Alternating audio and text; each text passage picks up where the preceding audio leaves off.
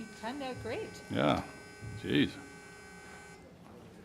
Today, the subcommittee will receive testimony from the Honorable Hung Kao, Acting Secretary of the Navy, Admiral Daryl Caudle, Chief of the Naval Operations, and General Eric Smith, Commandant of the United States Marine Corps. This hearing comes at a consequential time for the Navy and the Marine Corps. Since last fall, our naval forces have operated at high operation tempo in support of counter-narcotic efforts in the Western Hemisphere. Today, in the Middle East, our sailors and Marines continue to demonstrate their unmatched ability to project power, deter aggression, and protect American interests in one of the world's most complex and consequential theaters. It is critical that the Iranian government never possess the ability to produce nuclear weapons and have profound respect for the bravery and professionalism of our sailors and mariners and Marines. However, these operations are not without cost. Our munition supply stockpiles are depleted. Our fleet has deferred maintenance, critical maintenance, and our service members have been operating on an extended deployment schedule. Despite our focus in the Middle East and elsewhere around the globe, China still remains our pacing threat. Today, China surpasses the U.S. Navy in total number of warships in their fleet, and its shipbuilding capability and capacity is estimated to be over 200 times greater than our own. By most assessments, China now holds a considerable advantage over the United States in munition stockpiles and production capability and capacity. It is against this backdrop we will discuss the Navy's FY27 budget request today. The Navy's FY27 request totals $377.5 billion, which represents a 23% increase over FY26. The request is split between $338.7 billion in discretionary funding and $38.8 billion in mandatory. I think it's worth noting that the mandatory funding is subject to legislative dynamics outside the department's and this subcommittee's control. I'm concerned that many priority programs are funded on Navy's mandatory side of the ledger. The Navy's FY27 request makes a significant down payment toward growing the fleet through the department's ambitious Golden Fleet initiative, including over $60 billion in discretionary funding for shipbuilding. This is kind of historic investment that required to reinvigorate our U.S. shipbuilding capability. However, funding alone does not guarantee on-time delivery and is no substitute for sound program management and rigorous oversight. Speed without accountability is how programs go sideways. The Navy's cost to complete request for shipbuilding totals $2.6 billion in FY27. Delayed contracts now rival the cost of the ships themselves. Despite significant investment in submarine programs and industrial base, Columbia-class and Virginia-class programs are delayed by as much as 18 to 42 months, respectively. Carriers, destroyers, amphibs all face growing delays to future ship deliveries. Shipyards that will be essential to delivering Navy's Golden Fleet are plagued by workforce challenges and high attrition rates. I'm concerned that significant funding for the maritime industrial base has been requested in the mandatory funding side of the ledger. It's not enough to add ships to the budget. We must appropriately invest in the growing workforce, increasing capacity, and supporting innovation for the industrial base to support production. The budget proposes $22.6 billion for Navy weapons procurement, of which $11.8 billion is requested in discretionary funding. Critical munitions such as the Tomahawk, Standard Missile, and other air-launched weapons are mostly budgeted for in the mandatory budget process. Procurement dollars for low-cost hypersonic weapons are funded exclusively in mandatory. Once again, I'm concerned by this approach. I have long advocated for supplemental funding to address the munition shortfalls and hope we can receive a request from the department soon, real soon. Naval aviation remains America's most powerful and responsive strike instrument. Operations in the Middle East have once again demonstrated what carrier-based air power can accomplish when properly resourced and led. The Navy's request makes critical investment in aviation, proposing to procure 123 aircraft in FY27, including 6 additional E-2Ds, a platform that has proved indispensable in CENTCOM operations. I'm concerned, however, that the significant funding for the F-35 program, our only fifth-generation fighter in production, is heavily budgeted, once again, and mandatory. That said, I'm happy to see that your budget documents note the Navy's commitment to a sixth-generation fighter. I understand that the Department intends to make a long-awaited down select for the Navy's FA-XX program this summer. My support for this capability and the fleet's requirements for a sixth-generation fighter remains unwavering. I look forward to see this program move forward. Finally, turning to the Marine Corps. The FY27 request reflects continued force design transformation with priorities centered on fielding Marine littoral regiments, accelerating the medium landing ship, modernizing long-range precision fires, and anti-ship capabilities to operate inside contested maritime spaces. The request also includes investments in marine aviation, barrack modernization, and counter-drone capabilities. As the Marine Corps seeks to field new capabilities under force design, it is critical that the acquisition programs are built on sound requirements and realistic schedules. Before we hear from our witnesses, I'd like to recognize the distinguished ranking member, Ms. McCollum, for any opening comments. Thank you, Mr. Chair. Mr. Secretary, Mr. Acting Secretary, good to see you. Admiral, good to see you again. This is your first hearing to the committee, so very welcome. And General Smith, it's always a pleasure to see you. I look forward to working with all of you. I am pleased that this year we have comprehensive conversations with the Navy and the Marine Corps on the budget. And once again, shout out to the Marine Corps for the audit. Good job. Thank you. Waiting for everybody else's. So we do have your justification documents, and the staff has received several briefings on your request. But to be clear, the size of the overall request for the defense spending is shocking. In a base budget, the Department of Defense requests over $200 billion over last year's enacted level, and when combined with the mandatory funding for defense requested through reconciliation, it's an increase of over $400 billion. That's nearly a 44% increase in spending over the last 2 years. And this request does not include the costs to cover the war in Iran. In essence, along with the upcoming supplemental, we will see the department's request approaching $1.6 trillion. We review the Navy's budget amongst the ongoing war in Iran now. And I understand the USS Gerald Ford is finally on her way home, but the Lincoln and the George H.W. Bush are still deployed with their groups in CENTCOM. And at least 5,000 Marines are also deployed on amphibious assault ships in the region. In addition to the threats that our sailors and Marines face, I'm concerned about the broader cost of the war. The skyrocketing cost of fuel will limit the Navy and the Marine Corps' ability to conduct exercises for the rest of the year.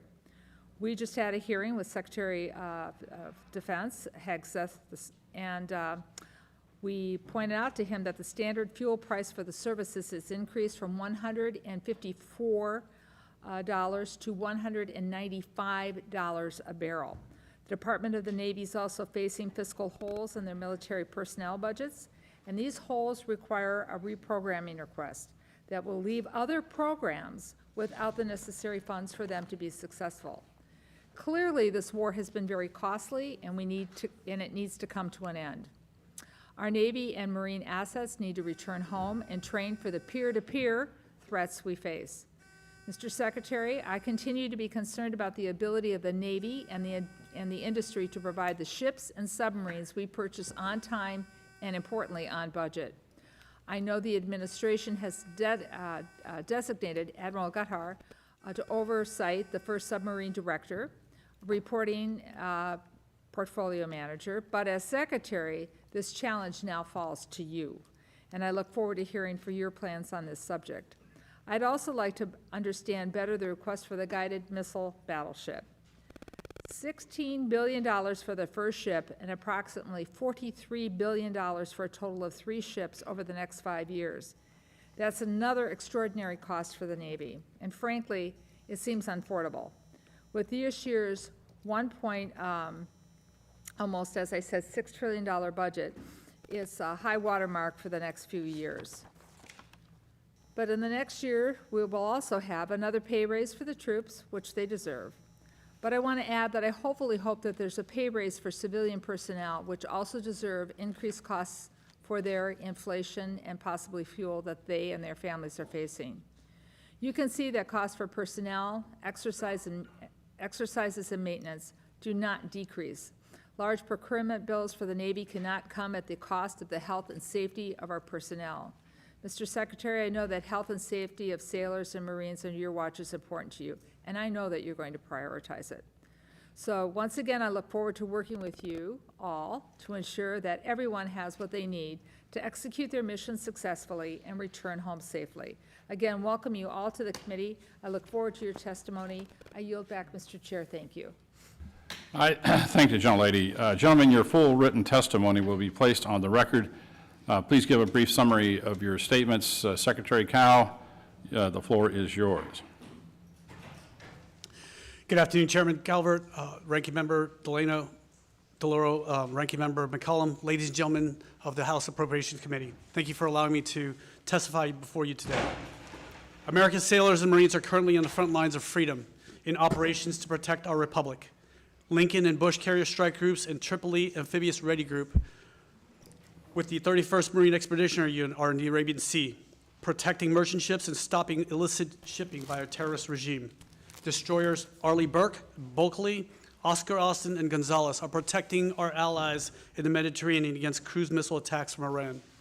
In the Caribbean, Iwo Jima ARG-MU is stopping narco-terrorists from poisoning Americans with illegal drugs. In the Pacific, Boxer ARG-MU and Destroyer Squadron 7 are enforcing the freedom of navigation in the South China Sea. At home, we're preparing Macon Island ARG-MU and USS Dwight D. Eisenhower, a 49-year-old nuclear-powered aircraft carrier, for deployment. And on the southern border, our sailors and Marines are standing watch tonight saying, "Nothing will hurt you, not on my watch." 3 weeks ago, I was tasked by President Trump to lead the United States Navy and the United States Marine Corps. My 3 priorities are to take care of our sailors and Marines, build ships, and protect our homeland. 120 years ago, the Great White Fleet extended America's reach across the globe. We're currently at the forefront of history with a budget that will create the Golden Fleet, which renews that maritime dominance. We have an obligation to give our sailors and Marines the very best equipment to do their jobs. In our historic budget of $377.5 billion, we're adding 34 new ships, varying from small to large combatants, 123 new aircrafts, along with 5 unmanned ships. In 5 years, we will add 122 manned and 63 unmanned ships. We're funding the readiness of our fleet to 95%. We're procuring exquisite munitions to keep our forces outside the weapons engagement zone, while investing in research and development for the fight of the future. More importantly, we're increasing the service member pays, investing in family and unaccompanied housing, child development centers so that our sailors and Marines have a safe, clean, and comfortable place to live and not have to worry about their families when deployed in harm's way. We've greatly exceeded recruiting and retention goals, and that is due solely to the sheer leadership of President Trump and Secretary Hegseth. Last week, I was aboard USS Gerald R. Ford, USS Winston Churchill, and USS Bainbridge as they returned from an 11-month combat deployment in 2 theaters. Do not believe the fake news that claims food shortages, backed up toilets, and low morale. What I witnessed were motivated and young, happy Americans pushing the boundaries of performance for their country. It is imperative that we pass this budget. Ship construction and readiness were bill payers for Iraq and Afghanistan for 20 years. While our industrial base atrophied, America's peer competitors grew stronger and threatened our sovereignty. Their 100-year plan had one goal: total global domination. Only one thing stands in their way. That is the United States of America. The Navy Marine Corps are America's 911 force, capable of being anywhere as a carrier strike group or Marine Air Ground Task Force with overwhelming firepower, as we saw in Absolute Resolve and Epic Fury. A year ago, I testified in my confirmation hearing that I would create the most lethal Navy and Marine Corps team the world has ever seen. I will keep that promise, having worn the cloth of our nation for 32 years, most of which was in combat. I also do this because I will not allow my oldest son, who will be commissioned as a second lieutenant in the United States Marine Corps in 10 days, to go to war the way I did, without the equipment that we needed. I will not allow this to happen to any of America's sons or daughters. They signed a blank check to this nation, up to and including their lives, and we owe it to them to do our due diligence to fund a historic budget that will care for them and their families while giving them the tools to answer the call. I have seen firsthand what communism and authoritarian regimes have done to thriving nations. Members of my family were murdered by communists. In 1975, we had no flag to stand under or a country to call our own. But the United States gave us a home. It gave us hope and a future. I have dedicated my entire adult life to defend this nation under God, so this would never happen to my children, your children, or grandchildren. Thank you again for the opportunity to testify before you. I'm ready to answer your questions. Thank you, Mr. Secretary. I now recognize Admiral Caudle for your remarks. Chairman Calvert, Ranking Member McCollum, Ranking Member DeLauro, and distinguished members of the committee, good afternoon, and thank you for the opportunity to testify on the posture of the United States Navy. I'm honored to be joined by Acting Secretary of the Navy, Cal, my good friend, General Smith.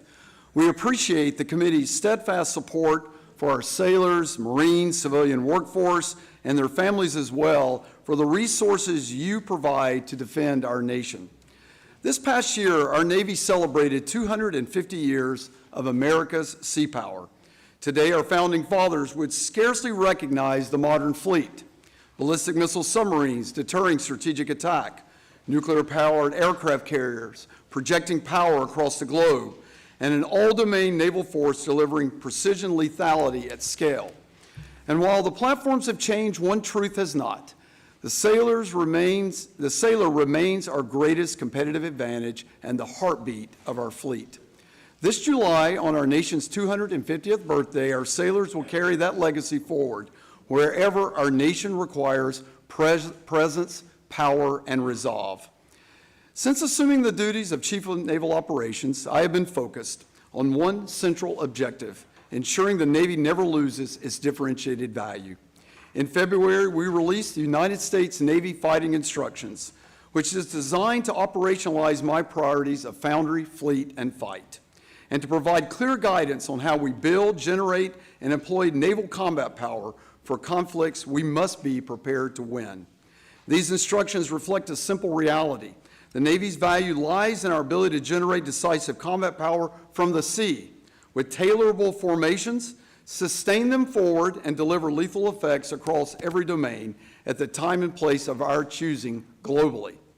Operation Epic Fury is proving in real time what the Navy delivers: forward, persistent combat power from the sea, sovereign options, independent of basing, resilient under pressure, and able to strike decisively.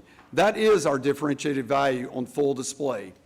To preserve that advantage, we are executing a hedge strategy to ensure the fleet we built today is ready for the fight we face now and adaptable and scalable to the one we will face tomorrow. That strategy is realized through the Golden Fleet Initiative, a fleet design that blends high and lower-end combatants, integrates robotic and autonomous systems, and enables scalable formations to outpace emerging threats. This approach increases our ability to scale combat mass, distribute risk, and maintain escalation dominance against the operational challenges our combatant commanders face globally. It also requires integrating technologies like artificial intelligence and advanced manufacturing, directed energy, and containerized systems as operational capabilities that expand reach, persistence, and lethality across our kill chains and kill webs. Our FY27 budget request is strategy-driven and aligned to the Department of the Navy's priorities and the objectives of the National Defense Strategy, leveraging the concepts outlined in the United States Navy Fighting Instructions to ensure our investments directly strengthen the foundry, the fleet, and the way we fight. It reflects disciplined choices to ensure we first always field a credible and highly effective sea-based strategic deterrent, and second, we invest in the right capabilities that preserve our warfighting advantage. To do that, we focus on four priorities. Sailors first. Quality of service is not a luxury. It underwrites combat readiness and must always be our first priority. Second, the foundry. The foundry is where combat power is forged, and we must not use it as a bill payer. A hollow foundry results in a hollow Navy. Third, the fleet.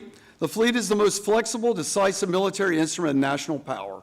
Therefore, we must field the right mix of forces to realize the Golden Fleet's full potential through a smart application of the HEAD strategy. And fourth, the fight. Winning will depend on the strength and adaptability of our kill chains and kill webs. From robust counter-targeting to leveraging new stealth technology to an abundance of longer-range munitions to enhance mission command, we must integrate and synchronize our capabilities seamlessly with our joint force teammates, our partners, and our allies. It is the honor of my lifetime to serve as your Chief of Naval Operations. With your continued partnership, we will ensure the United States Navy remains the most capable, most ready, and most lethal maritime force in the world. I look forward to your questions. Thank you. Thank you, Admiral. Commandant Smith, you're recognized for your remarks. Good afternoon, Chairman Calvert, Ranking Member McCollum, Ranking Member DeLauro. I'm honored to appear before you today alongside Acting Secretary Cow and Admiral Caudle to represent your Marine Corps. I would like to focus on answering your questions, so I'm going to keep my comments very brief. First, I'd like to emphasize the significance of this year's President's budget. It is a generational investment that supports the Marine Corps' top 4 focus areas. 1, restoring a 3.0 amphibious ready group Marine Expeditionary Unit presence. 2, setting the theater for potential future conflict. 3, accelerating modernization and lethality. And 4, building and sustaining a lethal force. Restoring a 3.0 amphibious ready group Marine Expeditionary Unit presence is our North Star. It consists of 3 continuously forward deployed amphibious ready groups Marine Expeditionary Unit teams. 1 sourced from the East Coast, 1 from the West Coast, and 1 episodically deployed from Okinawa, Japan, each embarked on 3 amphibious warships, 1 big deck and 2 small boys. The amphibious ready group with the Marine Expeditionary Unit is the most agile, versatile, and responsive formation of the Joint Force. It's how our nation's leaders sustain forward posture, deter aggression, and respond to crisis or conflict across the globe. Today, we have 3 amphibious ready group Marine Expeditionary Unit presence. It is a strategic value, and its strategic value is clear. The 22nd Marine Expeditionary Unit is combating narco-terrorism operations in the Caribbean, while the 31st Marine Expeditionary Unit and the 11th Marine Expeditionary Unit are providing operational flexibility to maintain security and stability in the Middle East. But this is not something we can sustain. We need to enhance our amphibious warship readiness and increase the size of our amphibious force. I want to extend my sincere appreciation to the Secretary of War, the Department of the Navy, and my shipmate, Daryl Caudle, for their unwavering support towards our shared goal of restoring a 3.0 amphibious ready group Marine Expeditionary Unit presence. Our second focus area is setting the theater. We're committed to protecting our interests, deterring adversaries, reassuring allies, and creating a more agile and resilient global sustainment network, one that seamlessly integrates with the joint force. To achieve this, we're ensuring an optimized force posture while also investing in littoral mobility, pre-positioned equipment and supplies, digital manufacturing and additive manufacturing, and enhanced installation resilience. We're refining our approach to logistics, prioritizing resilience, speed, and adaptability to generate and sustain forces. Our third area of focus is accelerating modernization and lethality. Force design underpins everything we do. We remain committed to modernizing everything from our Marine Expeditionary Units to our Marine Expeditionary Forces, focusing on precision fires, air defense, unmanned systems, resilient command and control, and electromagnetic warfare. We're gaining momentum, but we have to accelerate to ensure our Marines are more lethal, survivable, and resilient the day before a conflict starts. And finally, we're building and sustaining a lethal force. The quality of life of Marines and their families directly impacts readiness, retention, and lethality. We are deliberately investing in Marines and their families to improve living conditions, institutionalize Marine Corps total fitness, and to ensure support for family resources, because they say you recruit the Marine, but you retain the family, and I can guarantee you that is true, in my case anyway. Before I close, I want to take a moment to recognize the members of this committee and other committees with jurisdiction over our national defense who will be retiring. On behalf of all Marines, thank you. Thank you for your dedicated service to our nation. Thank you for your leadership and for your partnership. Your constant and steadfast support has ensured the readiness of our Marine Corps, of your Marine Corps. We wish you the very best in the next chapter of your service. I'd like to close by stating your Marines are ready. Your Corps is a globally responsive, lethal, combined arms naval expeditionary force that is capable of projecting power from sea to land and from land to sea, and maneuvering across multiple domains in contested environments to deter, deny, and defeat adversaries. Thank you again for your trust and support, and I look forward to your questions. Thank you, Commandant. We'll go on to questions. I'll start out.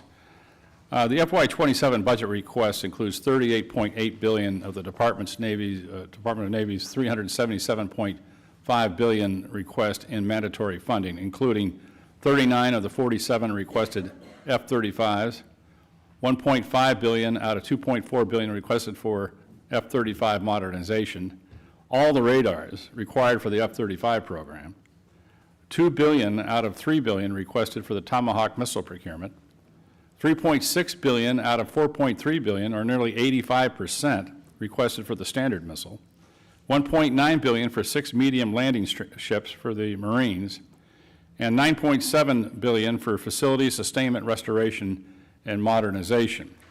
The Navy has significant budget shortfalls in critical programs that this committee had to fix in FY26 because of the Department's pursuit of reconciliation funding. Mr. Secretary, many high-ranking or high-priority items are included in the Department of the Navy's mandatory request. We know reconciliation funding isn't exactly a slam dunk around here, so what is the risk of long-term health and stability of these programs from this funding strategy? We've been beating the drum for industry to ramp up production and talking about the need to revive the defense industrial base. What kind of message do you think this approach will send to the industry where more than half of the F-35 budget and nearly $11 billion in critical Navy munitions is requested in mandatory funding? Chairman Calvert, we need all of this. It's really hard to differentiate between mandatory and discretionary because we need it all in order to make these changes for the Navy. We've taken such a hit over all the years. Fighting in Iraq, Afghanistan, all that money was going to fund the Army, and we bow waved everything from ship repair to, where we went from 6 years for dry docking all the way to 10 years for dry docking. And that took a toll on our ships, which takes a toll on our sailors and our family. So we had to write a budget that includes both of those because we need all $1.5 trillion.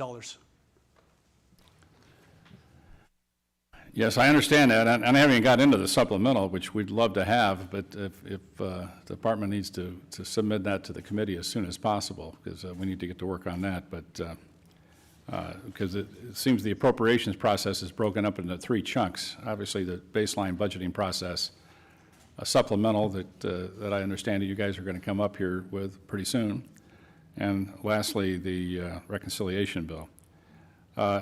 Admiral, I think Caudle and General Smith asked you the same question. Are you concerned about the amount of funding for munitions in reconciliation?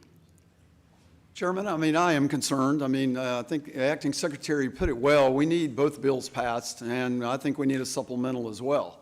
And because the discretionary mandatory bills were not done with Epic Fury in mind, so all 3 are important. I do have concerns in the mandatory lines with munitions, F-35 and FISRM. And those 3 would be the concern areas for me. I think there's some ships that concern me too, with LSM being there, hospital ship, and some other ships that are in mandatory.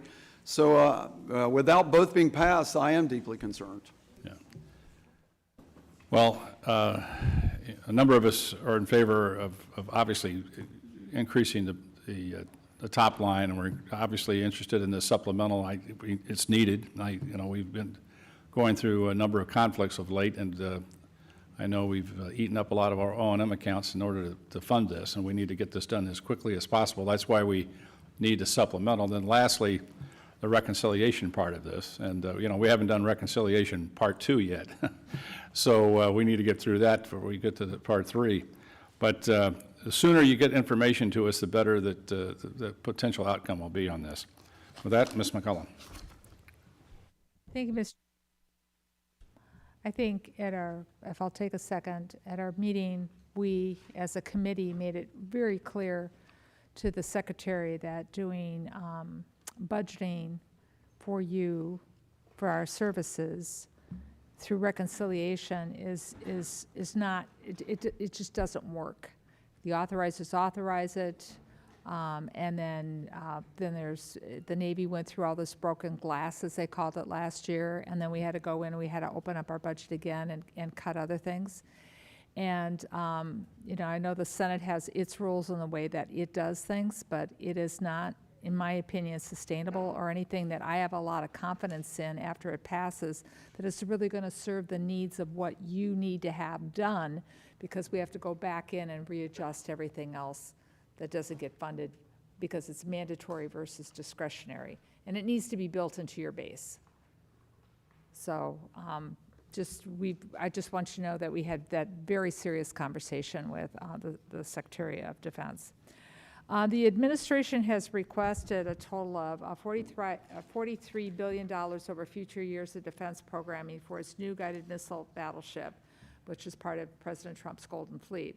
This includes $1 billion in procurement for long leads for fiscal year 2027. However, the concept design is still underway in this year, 26. And right now, we have no idea the length of the ship, how it will be fueled, what munitions it will carry. And it's concerning that the Navy's asking committee for funding without the full understanding of what the final concept or true construction schedule will look like. So, Mr. Secretary, given the cost of this new fleet, which I believe may be between 10 and 25 ships, we don't even know that yet, what is the plan for how they will be used? And also, if you would, please, how will the Navy absorb the cost of this new fleet with its overall budget for defense expected to decrease after the coming year? In other words, the tails that go with these ships. Given the delays we've seen in the submarine and destroyer and frigates, what is this new methodology that's going to be used with the Navy to ensure that this ship comes in on time and on budget? But before we do that, we have to know what the ship is. Ranking Member, I understand your concern. We've always had a requirement, for as long as I was in uniform, for a large combatant. What we called a CGX back in the days, but we need something with high capacity, 200 VLS cells that includes conventional prompt strike, and something that can move fast, even with nuclear power. I mean, we saw when the USS Ford was able to move from Venezuela to the Mediterranean in 5 days. That you can't do that on gas turbine. I mean, this is what we need, nuclear power, and that's why we're investigating on the power for the battleship. I understand that, but you don't have the plans completed for these ships yet, correct? Or am I incorrect? You know how long they're going to be, you know what kind of payload they're going to carry, you know all that? Well, we have an idea of what it is because of, again, the CGX design. Again, I will refer to Admiral Caudle for the requirements that the fleet has, but like I said, as long as I was in uniform, we needed a CGX, which is a large combatant, and this ship would be a lot larger than the CGX, and that's why we call it a battleship. Ranking Member McCollum, the need for a large combatant is pretty clear. We need significant payload volume for all future fights. We need that payload volume to scale, not only with the munitions we're going to have today, but future munitions we don't know. We need high electrical power density for directed energy, railgun type technologies that only that ship can produce. I'm thrilled that we finally landed on the fact that it's going to be nuclear. That was the initial idea, and we batted around to deliver it sooner, to make it conventional, and we came back around full circle to make it nuclear, and that's the exact right answer. As a command and control ship that I can forward posture and run surface action groups out of, this is exactly the high end of a capital ship and the high-low mix that my fight instructions call out for. Well, thank you. I don't doubt for a minute your need. I don't. But here's what I need. $1 billion in procurements for long lead items. We have no idea what the ship design is, how it will be, now we know how it will be fueled, nuclear, right? What munitions will it carry? How many people are going to be, crewed on it? All the things that you're going to have to put on the ship. And so I don't doubt that you don't need it, but I as the fiduciary person that I'm supposed to be on this committee, that's my constitutional responsibility. I need to know what I'm buying. Because I can speak I don't know what it is yet. We haven't seen it. You know, is it gonna, can we buy 10? Can we buy 25? With all the cost overruns with everything else we've done. So it's a concept. I don't deny that you don't need it, but with a budget this large and with what we're facing in shipbuilding, which I know you're all working on correcting, not taking that away from you, you're all working on correcting it. It's just a lot of money to put out there when the inflation increase came out today. It's 3.8. Gasoline at you know, the pumps is really high. People back home are gonna ask me, show me the design, show me the product, show me what you're buying with my tax dollars. So any additional information you can give the committee between now and the 11th of June would be very, very helpful. Thank you. Just a point what the gentlelady is making. I think one of the issues that we'd like to understand is why large combatant ships versus more, say, a new destroyer design that they've been talking about for some time. As people say around here, you know, quantity is a quality all of its own. So if we're going to be these large combatants, I've been down the line on these new programs, they end up costing a lot more than we expect. So we need to get a better understanding of this before we dive into this, because we don't want to get into this and then 2-3 years from now it gets canceled out and we waste a lot of money. So we want to get to understand this process a little bit better. Mr. Womack. Oh, Mr. Laurel, sorry. Do you want to go ahead? I'm happy to go after Mr. Womack. That's nice. He's going to you. He's a gentleman. He's letting you go first. That he is. Thank you. Thank you very much, Admiral Caudle. You and I had the opportunity to tour the submarine production facility at Groton. And it was a great trip. I enjoyed the trip a lot, enjoyed being with you. What was clear for me from the visit is that submarine delivery depends on people as much as funding. We have welders, pipe fitters, electricians, engineers, planners, supervisors. What is your assessment of whether the submarine industrial base has the workforce it needs to meet Columbia and Virginia-class production requirements? Oh, Ranking Member DeLauro, thanks again. It was a great visit. It's good seeing you. I enjoyed it a lot. And thanks for what you do for this committee and the Navy, especially for our submarine program. You've hit on a point that matters. I mean, everything ties to workforce. It is extremely important. And so there is not an initiative that we're trying to do that going forward in which the workforce is not a keen part of that. Workforce development, recruiting, retention. We see these briefs at our shipyards. You've attended some where we talk about how are we actually getting after the number of people we need to do this. What are the new initiatives of how we train them? How we do co-op with local, vocational schools. Right. And expanding some of the training pipeline, things like in Danville and some of the things in Connecticut, and expand on those ideas to actually develop and create more workforce. So you've hit on it. I think, Electric Boat in particular, on our visit, I'm seeing great efforts there where they're going to hit their recruiting mark. And with the retention levels improving, because compensation has improved, much from the work that this committee has done, and then some of the ways that we're actually able to train using virtual technologies and actually matching that with the capabilities of modern times, I think we're going to hit the mark on that much better. Mm-hmm. Thank you. And that gets me into wanting to get, in the workforce, what are the gaps that are having the greatest effect on submarine delivery today? How does the Navy measure whether its workforce investments are improving the schedule performance? I think it's easy to think we're short on vocation, and it's easy to think it's short on welding and short on, maybe pipe fitting and that type of work. Mm-hmm. But what I found actually when I talked to the leadership of the yards, it's really the first year, second year type engineers that actually oversee work, that do a lot of the planning and design work, and actually convert drawings into production drawings, do the technical work documents. And because of that, I don't think we're leveraging artificial intelligence and large language models to compensate for that effectively. And I think that's the workforce I'm most concerned with, is retaining that level of talent And I actually think the vocational side is actually seeing an upswing. I thank you for that, and I think that that leads us to where we need to go with investments, is what we are trying to do, to have, the workforce that is necessary, to look at how we're improving schedule, performance, and getting us to where we need to be. Thank you. Secretary Cow, the 2027 request includes major funding for Columbia and Virginia-class submarines. Congress has already provided significant submarine and industrial-based funding in prior years. The programs are central to strategic deterrence and attack submarine availability, but funding alone does not deliver submarines. I was disappointed to learn that there is a proposal to include language in the Block 6 contract for Virginia-Columbia-class submarines that would enable the government to remove 2 submarines for underperformance. There are many factors that have increased the delays to the provision of the subs to the fleet. Most are really being addressed, which we've heard about by both the Navy and by the industry.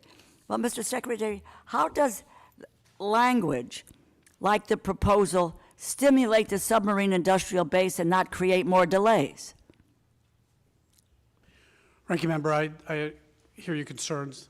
We need leverage points, but again, we have this amazing Vice Admiral Rob Goucher, who I've known for 36 years, who is laser focused on submarine building, whose whole job is as a direct report program manager for submarines that oversees all of these, the construction all the way. I mean, he's also dual-hatted to me as a portfolio acquisitions executive that will help move forward the submarine building. He's found a lot of efficiencies that he's able to move the timeline to the left a lot too. Well, it's of concern to me that language that's out there, of what kind of a negative effect may it have on moving forward and not create more delays. If we're saying, you've got the government can remove 2 submarines for underperformance, that just sounds like a threat level that really creates more of a reticence and or an incentive to try to move forward. I just think we need to take a hard look at this language and see, what kind of an effect this will have overall. And I hope we'll. Ranking Member, we'll look at it. That will you do that? Will you provide the committee with a spend plan for prior year and 2027 submarine industrial base funding, including obligation rates, major project categories, timelines, performance metrics tied to supplier performance, shipyard throughput, and submarine delivery? Can you provide us with that information? We will provide whatever you need. Okay, that would be Ranking Member. very, very helpful, I think, to the committee. Let me just say, the 2027 request makes major investments in submarine procurement and the submarine industrial base. Congress, in my view, should support the undersea mission, but the department has got to show that this funding is executable. The committee needs clear answers on workforce gaps, supplier capacity, obligation rates, schedule performance, so that the investments result in delivered submarines and not just larger budget lines. So. We are obligating, again, I don't know if you're talking about the FY26. I know right now we're 23% execution, and I just funded 2 destroyers and 1 oiler, so by July we will be at 64% obligation, and with the FAXX down select in the end of summer, we will be at 98% by the beginning of September. Mm-hmm. Well, what we need to do is to, provide us with the spend plan. That's going to be very, very important for us as we move forward, as both the chair and ranking member have mentioned June 11th. Absolutely. I thank you, Mr. Chairman. I thank the gentlelady, and I agree with you. We need to get the Virginia-class submarine program back up to at least 2 Virginia-class submarines per year, very quickly, I would hope. With that, Mr. Womack. Thank you, Mr. Chairman, and my thanks to the gentleman appearing before us today in your testimony, but more importantly, your service to your country. And you, Secretary, your family story is a pretty special story, and it should inspire all of us for the work that we do. And I know it's been a quick transition for you, but I admire the work that you're putting in and the command of the subject that we're talking about here today. Admiral, I want to begin my line of questioning regarding our ongoing conversations on priorities, particularly when it comes to shipbuilding. I'm a fiscal conservative, firm supporter of our armed forces. Trouble sometimes reconciling our shipbuilding issues. We've seen extensive delays in battle force ships under construction, and our 27 budget request, $150 billion in procurement. That's a 42.5% increase from last year, procuring 18 battle force ships this year, 75 over the FIDEP. That's an enormous commitment for the taxpayers. There seems to be a significant amount of requirement creep, as I call it, that emerges between the drawing board and delivery. All the good ideas people seem to get in the way, and when that happens, costs escalate. What is your concrete, enforceable plan to ensure that requirements remain stable during this acquisition cycle? Congressman, I can think back of that movie, The Pentagon Wars, where they're building the M3 and it just keeps moving and moving. These guys start as 06s, and by the time it's over, you know, they're 4 stars, and the requirements keep coming along. And some of us are in nursing homes. Yeah. Yes, sir. Well, we need to snap the chalk line and just go with the design, the way we did in World War II, where, you know, what the Ford industry was doing with building the B-24. We need to snap the chalk line, build it, and if we have to do modifications, we'll do it later. And these are things we need to lock ourselves into the design plan. Admiral Caudle? Yeah, you know, I think it comes down to several items. One, we need to expand our industrial base on this, and so that we get more yards in the game, and that's going to come through a modular approach to shipbuilding that this country, quite frankly, has been way behind in doing. When I can get more yards in the construction, then what I turn the primes into is more of an assembly yard, and I can actually, I think, get up on plane if I do that. We've already discussed the workforce development piece. That's got to be essential to this. I think our shipyards have to invest more in robotics. There's too many welds and that type of production still being done manually. We're behind there. We're not leveraging artificial intelligence enough, as I've mentioned, and the modularity piece is also part of that. And I would tell you, acquisition reform has to be essential to this. Our PAE structure is part of this. Upgunning what we do at our supervisor of shipbuilding, giving them more authority and how invasive they can be with the defense industrial base, how we hold accountability. And then, as the Secretary mentioned, design maturity. We have, for far too long, gone into the shipbuilding with not only creep being part of it, the design not being mature enough at the start. And so that's why that's baked into all of this. And some of the money, even going into the battleship and, of course, the new frigate, is to get to the design maturity before we start the build. I have a question about aircraft carriers, but I know my buddy Jake Elsie is going to be asking that question, so I'm going to pass on it and give him the ability to throw a softball at you. General Smith, I want to commend you for making the following statement to your recent letter to the House Armed Services Committee. I believe this budget, aligned with the National Defense Strategy, represents the best balance of resources to support these critical efforts. Therefore, at this time, the Marine Corps unfunded priority list has no items to report. That is an extraordinary statement. And I want to make sure that my colleagues on this committee and the American people understand why that's your message. As I understand it, your belief is if the Marine Corps receives all the requested discretionary and mandatory funding, and maybe that's still a big if, then there are no unfunded priorities. Would that be correct? Sir, that is correct, if we receive them both. Yes, sir. That's fantastic to hear, and I would hope that the other services would listen carefully and follow suit. And I know I'm about out of time, and I'll yield back. Thank you, Mr. Chairman. Thank you, gentlemen. Mr. Cuellar. Thank you, Mr. Chairman, Ranking Member.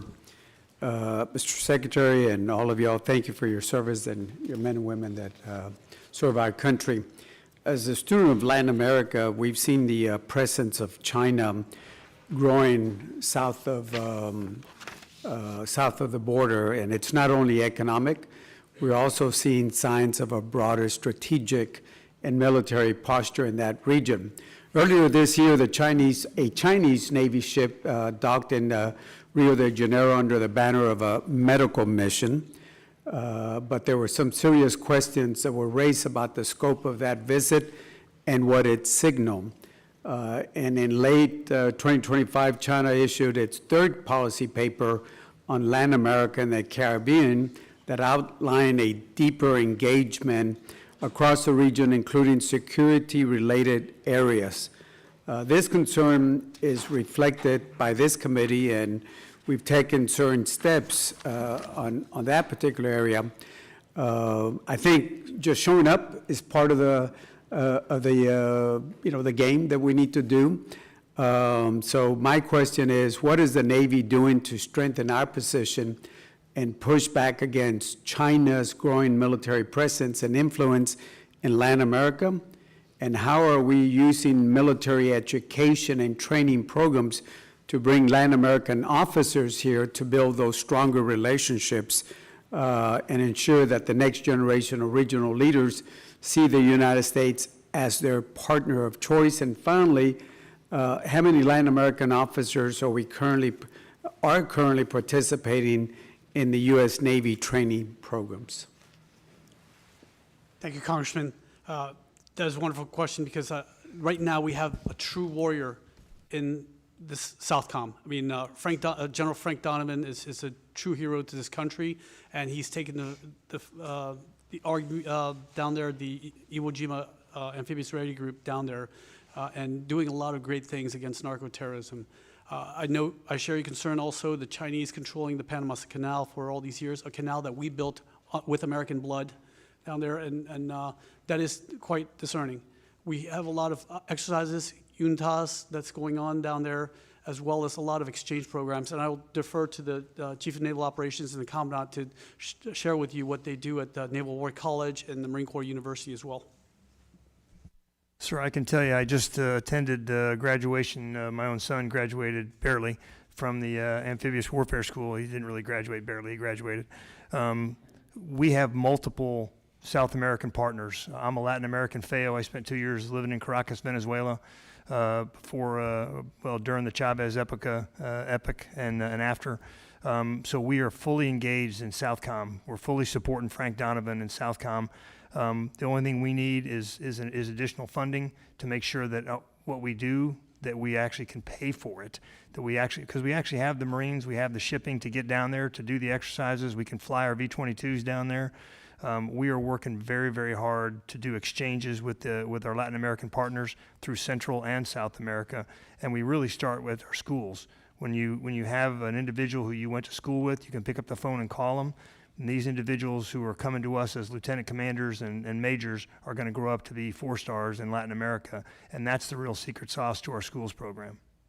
I graduated from the Navy War College last year, and I saw some of the Mexican officers and some of the Latin America, but if we can do more of that, that would be good. Got about a minute left. Mexico, for the first time, and we mentioned this to the Secretary, has allowed Special Forces and I believe SEALs to actually go to Mexico, be stationed there, do training, and maybe do some joint operations. Not joint operations. I wish I would do joint operations, but do a little bit more. The more you can get our Mexican folks to engage will be very, very important too, not only for drugs, but just the fact that China is right across the border, literally right across the border from the U.S. So we really appreciate if y'all can push that more and let us know what funding in particular. I have an idea, but it's up to the committee over here to work on that. But I really appreciate the work that y'all doing in Latin America, and keep doing more on that. Thank you. I yield back, Joe. Thank you. Speaking of General Donovan, I just wanted to make a point that last time he testified to us, he mentioned a number. The revenue from the major cartels from this, in that area is over $400 billion a year. Drugs, human trafficking, illegal fishing, a lot of other activities. That's a big chunk of money, so we need to get after it. Mr. Carter. Thank you, Mr. Chairman. Helion Carno generator technology has progressed from early development into operational Navy testing and will be integrated into unmanned vessel program. Given the demonstrated ability of Carno to operate on Navy standard marine diesel fuel, even under harsh maritime conditions, does the department see this type of fuel-flexible, low-maintenance powered generation technology as a potential for enabling capability for the Navy's future unmanned fleet? You know, on that question, I literally slept in a Holiday Inn Express and learned about this company in preparation for this hearing. But, you know, when I read about it, it reminded me of Bloom technology, which uses, you know, kind of a catalytic approach that can use any type of fuel, diesel fuel, methane, natural gas, and actually generate electrical power from that using that type of technology. So I think it looks promising. And we need things that can sustain our unmanned and uncrewed and robotic fleet for longer term. I mean, the whole problem with it today in the concept of operation from the Navy perspective is how long I can keep it at sea before it itself has to be replenished. So anything that can increase the endurance and the legs on robotic and autonomous systems afloat, I'm game for. So you have my commitment to look into this technology and understand it more and how it could be applied. Thank you. Recent attacks in the Middle East highlighted how vulnerable military installations and data centers are to modern warfare.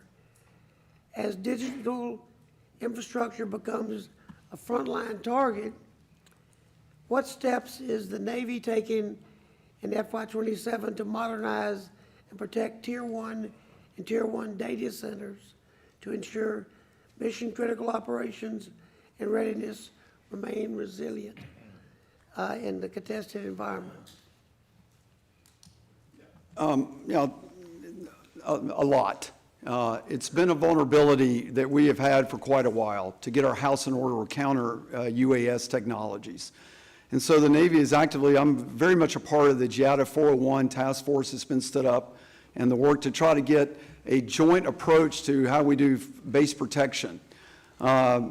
We have a Navy component commander that focuses on this at U.S. Fleet Forces every single day. I think we have not done a good job historically to find the best of breed and then buy that and scale that across all bases. So if any place we could do something in a joint way, this is certainly a place to do that. So I think there's a lot of work that can go in to actually get these systems in place. You know, we had some events there at Langley and some in New Jersey that really exposed how vulnerable we are to critical infrastructure vulnerabilities from UASs. And when we did that, we kind of got the ball off top dead center here. And I know Northcom is highly focused on this. I know the department is as well, but there's work that still need to be done to field these across all of our bases in something that really does work. And so most of this stuff, you know, doesn't work that great. And we'd actually need to get systems that do. Are there multiple people working on this issue? Yes, there are. Because, I mean, that's going to shut us down in the future. I've got an entire team to do the capabilities assessment of that. And of course, we look for how we do this through the joint processes that are in place to actually field joint capabilities. And I know that General Smith and I are, locked, hand in hand here on making sure that we provide robust force protection for our bases. Electricity is getting to be more and more important. I mean, it's a challenge. It's a challenge overseas, as we saw in this conflict, to have the capacity to actually protect against things like one-way attack UAVs and that type of thing. But it's a whole different game in CONUS. because the FCC gets involved, the FAA gets involved, different agencies get involved. And so fortunately, we've gotten some reprieve from the 130I, actual protection of covered assets, to basically designate all of our bases covered. And so I'm not restricted really in my application of the technology, but I'm restricted in the fielding and proving of the technology. Well, I'm glad you're on top of it, because it's a future problem. The Marine Corps has significant strides in employing commercial autonomy software in support of Nemesis. Is the Marine Corps properly planning and programming and budgeting for the continued sustainment of the software? Sir, I believe we are. Our issue really with Nemesis is building the missile battery depth. That is what we really need, but the software is rock solid. The autonomous movement of that vehicle, it's called a Rogue, a Remote Operational Ground Unit Expeditionary. It's capable of independent maneuver and operation. It is rock solid. What we really need is the missile depth. Okay, thank you.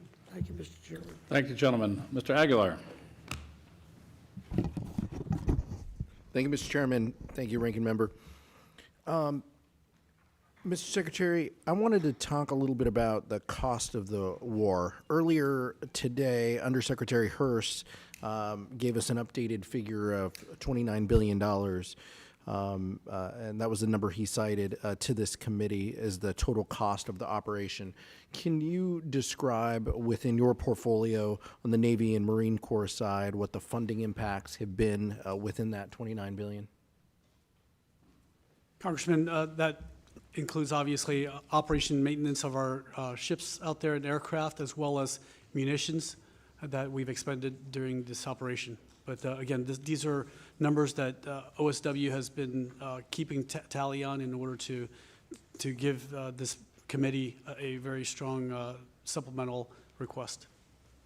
You don't have any more detail other than that to share? I'll defer to the CNO and the Commandant if they have any other requests, but I mean, a lot of this is for munitions, sir. I mean, we've expended a lot of munitions, but again, it's not all of it. I know there's some things in the news about people testifying and saying things that we've expended. I'm telling you right now, our munitions are looking good. And I'll be more than happy to come in a closed session in order to tell you exactly what our munitions, our combat usable allowance is. Okay. I wanted to follow up on Ranking Member McCollum's questions on the Golden Fleet. The Congressional Budget Office in 2025 reported DDGs spent 20 to 100% more time in the yards for maintenance than scheduled, and that DDG will spend 9 years on average, a quarter of its service life in the yard. Spending billions of dollars on a new ship without a specified mission while you're stretched thin with the current assets seems like it tests our operability. How do we justify millions of dollars, and potentially more than that, on a battleship when the current fleet is suffering from maintenance?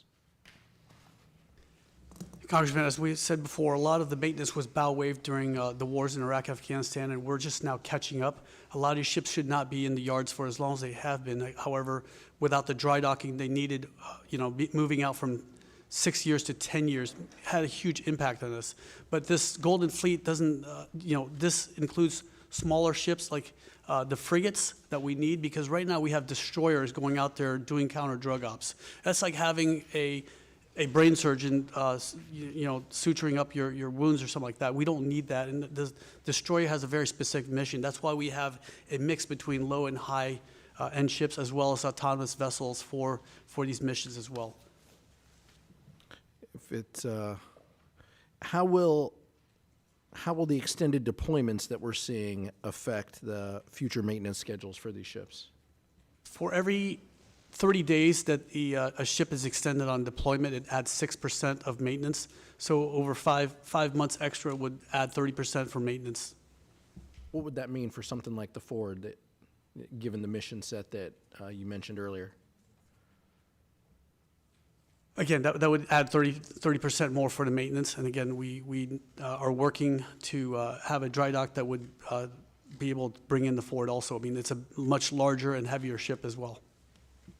Sticking with the theme of ships, the Navy also has plans to purchase 2 foreign ships through Research Development, Test and Evaluation, RDT&E funding, to assess how they would need to be modified and if they fit with our force structure.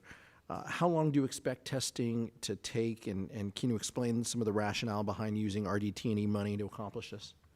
Congressman, we're not buying foreign ships. We're studying the foreign ships so that we can eventually move the whole production line to the United States.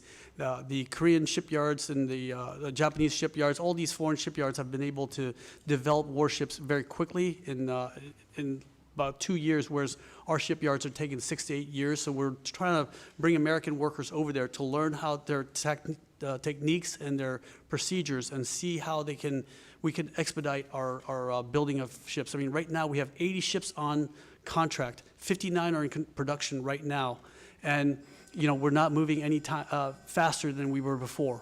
I mean, the way I see it, it's like going to a am I blowing up? I'm an EOD tech, so I'm always worried about things buzzing and timer going down. But it's Just do what we do and just ignore it. No. But again, it's like going to the candy machine. Your Snickers bar gets stuck. Putting more money in there is not going to get more Snickers bars out. Right? We have to find a way to get around that, and this is what we're doing. Is we're importing capabilities into the United States in order to accelerate and energize the industrial base, sir. I appreciate it. Thank you. Thank you, Mr. Chairman. Thank you, gentlemen. A point Mr. Aguilar brings up, and I think that's important, is obviously we're burning a lot of cash right now in these operations, and that's being pulled out of the O&M accounts. Pretty soon you're running out of cash, and that's why we, quite frankly, I think we need a supplemental like today, because we're going to have to pay these bills. You mentioned sustainment and these, the existing operating costs. It's, we got to get this supplemental in for we can get to work on it right away. So please make that point. I made the same point to Secretary Hegseth this morning. So if you could Yes, Chairman. send that message out, that'd be great. Mr. Diaz-Ballard. Thank you very much, Mr. Chairman, and Secretary, Admiral, Commandant. What a privilege to be with you. My colleagues have heard me say this before. I'm going to do it again. I'm going to focus a little bit on Southcom. By the way, you all mentioned the outstanding job that General Donovan is doing. We've had great commanders at Southcom time and time again, but I'll tell you, he has impressed, General Donovan has impressed the heck out of me. And then hearing it from you all is frankly, reassuring, even though I'll tell you, he's incredibly impressive and is doing an admirable job. But let me talk to you a little bit about Operation Southern Spear. Chairman Calvert has been really good at not having Southcom as kind of a stepchild that gets the crumbs, but in actually focusing on it. And we're seeing the results of focusing on Southcom with Operation Southern Spear. And you see it by just a decrease in maritime trafficking taking place. You don't have to be a mathematician to understand that it's working. But are we going to be shifting from just a temporary surge to a more permanent posture? I hope so, because the need is there and because it's actually saving American lives directly. But if so, how do you intend to fully resource that effort, and not just now, but hopefully for the future? And I don't know who wants to speak about that. Yeah, I'll take that because it's tied really to what I was talking about in my opening about the fighting instructions and tailoring force packages. I'm working with General Donovan as we speak on what a persistent force package for his theater would look like to meet his needs. Things where we would tie together an expeditionary staging base, an ESB, tied with some MUSV, tied to some maritime domain awareness, tied to some littoral combat ships. And so by giving him, in conjunction with the Coast Guard, actually that's a force package that I can produce reliably. He can ask for that through the Global Force Management structure. The ESB can be a staging base for not only all types of different manned air, but also unmanned air, SOF. And so that type of package is what I envision, and he agrees, is what the future of Southcom looks like. So I'm pretty optimistic about that. And how about ISR? It's always a scarce commodity all over the planet, all over the world. ISR, but possibility of having an increase in capability for Southern Command? Well, one of the things the budget does is that it fundamentally restarts the line and increases P8. So, our maritime patrol aircraft is heavily needed. Triton, our MQ-4, is of course needed. But smaller UAS that can be launched from some of the unmanned systems that we're talking about and manned systems to give temporal ISR for, targets of interest and areas of interest has got to be part of that scheme of maneuver as well. And again, so you're looking at potentially a more permanent structure. Absolutely, yeah. I mean, defense of the homeland is the #1 priority in the national security strategy and defense strategy. So countering illicit trafficking and monitoring those waters as the southern flanks of our country is a persistent mission. Well, and one of the things that has frustrated a lot of us is while Jayada South has been able to see a lot of drugs coming over that we know are directly causing the death of Americans, we haven't, just because of lack of assets, right, have not been able to target. And so I'm going to tell you how grateful I am for all of you for your focus. And I would be remiss if I didn't once again thank you, Mr. Chairman, because for many, many years it was basically just, no matter what I said, didn't get a lot of attention, but you have been great, and we're seeing the results. Americans are dying less in less numbers because of your efforts, but obviously, more importantly, because of the job that you're all doing. And I'm actually going to return 52 seconds, Mr. Chairman. Good, I'll use it up. Thank you.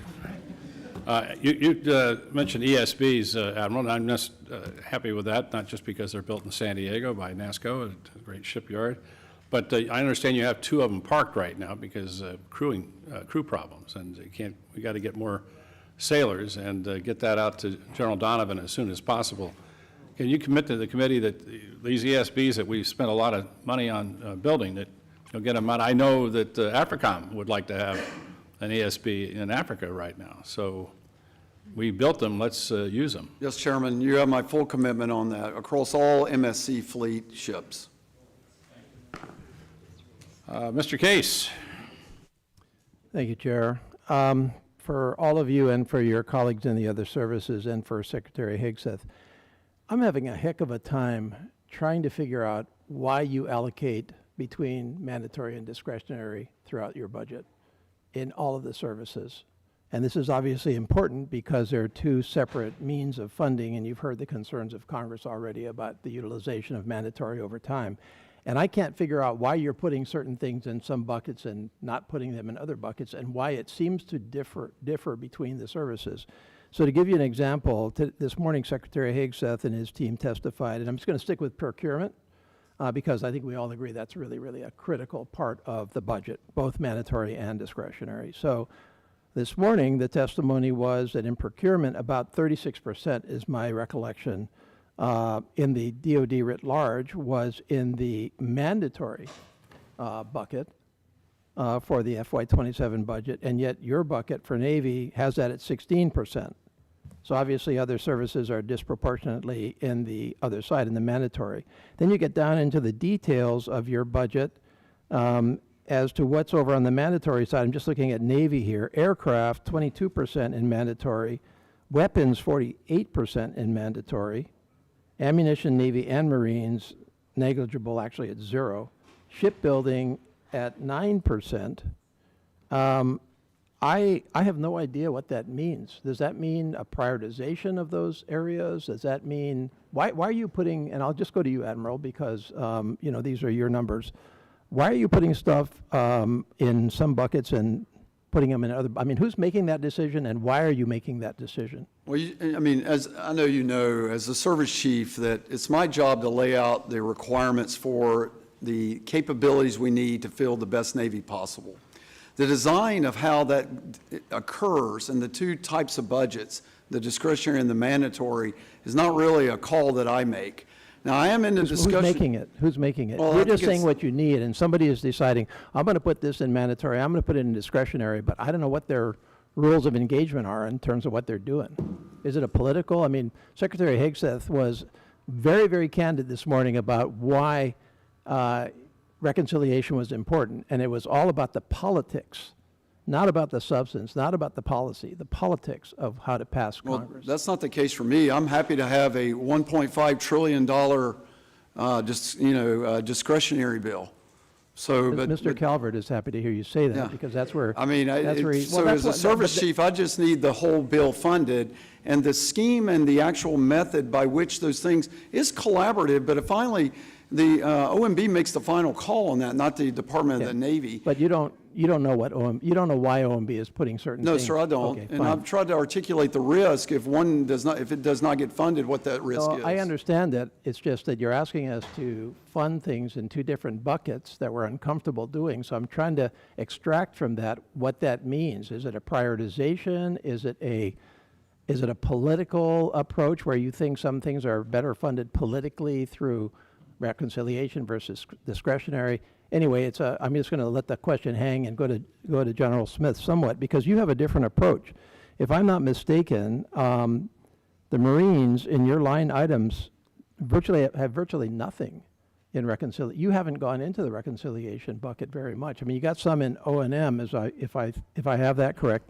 But to use procurement as an example, I don't see any of your money in procurement in reconciliation. Is that right, and why? Sir, what I would say on discretionary, the annual approach bill and mandatory reconciliation, we are trying to put things in the best bin that we think we can get.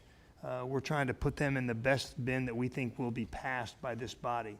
We're trying to maximize every tax dollar that's used. So I'm agnostic as to whether it's reconciliation or whether it's mandatory. But do you know whether why it's- none of your procurement is in reconciliation at all, whereas the overall department budget has 36% of their procurement in reconciliation, but not the Marines? Do you know why that is? Yeah, I'll have to take that for the record Okay. and come back to you, sir. And then this somewhat goes to Mr. Womack's comment, because it is related. Your UPOL, you come in with no UPOL, which actually is the same thing we've gotten, as I recall, from Army, Air Force, and Space Force. Navy is the only one that has a UPOL, but all of yours is MILCON. So in my view, what you're doing is you have a purely discretionary budget. You're coming in with no UPOL, not too much in reconciliation. You're saying you're going to live or die by your discretionary budget. That's what my conclusion is. Does that resonate? Well, sir, I wouldn't say we're going to live or die by it. I mean, we're dependent upon it, that is for sure. But again, I have requirements. I'm agnostic as to the methodology by which they're fulfilled. Okay. And you didn't make that decision as to what goes in what bucket? No, sir. Okay, thank you. Mr. Elzey. Thank you, Mr. Chairman. Mr. Secretary, Admiral Caudle, General Smith, thank you all for being here. Hung, man, you've been drinking from the fire hose for the last 3 weeks, and you've done an outstanding job taking this up and rolling with it. And, I think it's fantastic that we've got 3 members here who are all combat veterans. Most of what Admiral Caudle did, nobody will ever know about, and some of the, you were in command of the Topeka, I think, when it did some things that we'll never know about. And so you all have members of your family who are active duty right now. Your son is about to go into the Marine Corps. There's a tie here between all 3 of you. They're all going to be Marines. You have a son-in-law who's a Marine. You have a son who's going to be a Marine, and so do you. So you have stake in the game.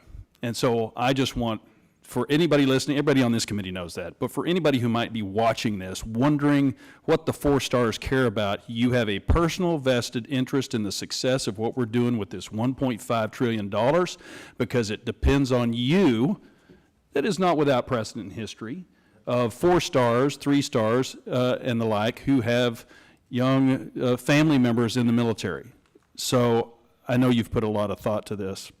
I'd also like to point out that General Smith is an Aggie, so for my friends back in Texas, and the Marine Corps has passed 2 audits. Is that right, 2 audits? We've passed 3. 3. I'm so sorry, I shorted you.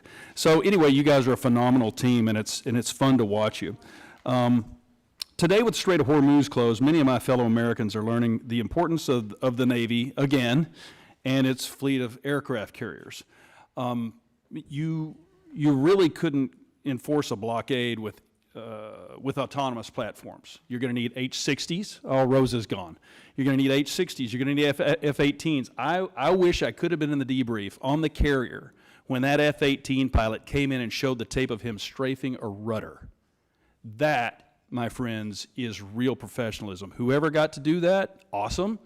And the fact that he pulled it off without loss of life on that ship, almost incredible, with an unguided munition like a 20 Mike bullet. So our team, our military is performing in an incredible way.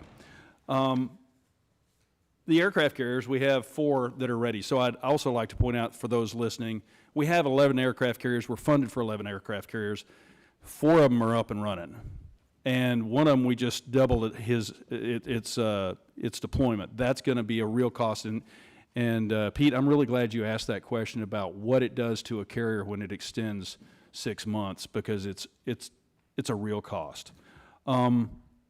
This morning I spoke about the LSM and the KC-130J as important enablers. We've split that up. I don't know why, but it's kind of a shame. But also the chairman of the Joint Chiefs shared with his subcommittee about the importance of the Air Force and Navy 6th-generation fighters, which I appreciate you guys being in favor of. My question is this, as my son, Jack here, he says he's going to be a pilot, but I think he's going to be a Marine like everybody else seems to be going right now. Can you tell me how you're changing the way the Navy and Marine Corps does business to produce capability faster and with less friction? And specifically, can we make the Naval Air Systems Command, Navy Sea Systems Command better and potentially and hopefully eliminate the Navy Facilities Engineering Command? We'll start with you, Hung. I'm sorry, Mr. Secretary. It's quite fine, Congressman. First of all, let me go back to the aircraft carrier, how amazing it is. I was on the Ford. I mean, those young men and women fought a fire and got that ship back in action, launching aircrafts within 3 days. And when I came aboard, they were all happy. They worked as a team, and it was amazing. I mean, this is 100,000 tons of pure American diplomacy, with the 7th largest air force in the world, being able to go anywhere in the world, and that's the American might. But you're right, sir. When I invaded Iraq, we had 5 carrier strike groups out there, and right now we barely have 4, and that's a detriment to what we're bringing to the country. That's why we need to make sure that we pass this bill to inject energy into these shipyards so that we can get these ships out of dry docks and out of maintenance faster. In terms of how do we build better Marines and sailors, this year we brought in 8,600 more sailors than we did in previous years in recruiting. And I'm sorry, that was last year. This year we're bringing in more than 11,000 more. And so with this, we're able to ramp up training and make it harder and tougher, because we want tough sailors and Marines. Because look, ships and aircraft are going to rust and they're going to go down at some point in terms of maintenance, but it's our sailors and Marines that make it happen. That's the American spirit within every single one of these young men and women. They're going to make do with what we have, so we owe it to them to give them the best equipment. But they're going to, no matter what you give them, they're going to make it work, sir, and that's why I'm so proud of our Navy and Marine Corps. Thank you. My time's expired. Sorry, Mr. Chairman, I pulled a Mike Garcia and just kept on going, so I apologize. Yeah, we still remember that. It's all right. Ms. Lee. Thank you, Mr. Chairman. Great to see all of you. Thank you for your service. Admiral, we've all been aware of the freedom of navigation that has been significantly hindered in recent months in the Strait of Hormuz, including from the laying of mines in the Strait.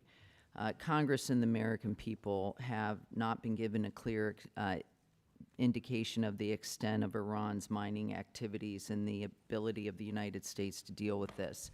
And recent reporting by the Wall Street Journal indicated that it would take 6 months to clear the strait, but the Department of Defense publicly disagreed with that reporting. Can you provide us with an assessment of how long after the conclusion of Operation Epic Fury it will take for these mines to be removed, and why the discrepancy? It is hard to give you an exact answer on that. Mine countermeasure operations are tedious. They're slow. There's a lot of area to cover. It is based a lot on our intelligence of what we monitor, so it's hard to talk about that in an unclassified setting. And so that helps us like narrow down in the areas we need to search by using our intelligence apparatus. We do have quite a lot of mine countermeasure capability at the ready that we have brought into the theater. So when it's time and it has to be done in an uncontested environment, it's something that just can't be done when you're under fire. Right. I mean, we watched the transit of our 3 destroyers go over to the Persian Gulf and back to the Gulf of Oman, and you see the type of environment that still exists there. So that's not an environment where you can do mine countermeasure operations. We do have an exquisite set of capabilities to go do it, though. And so once everything gets in a condition in which we can do that, we'd have a much better way to give you an estimate on that.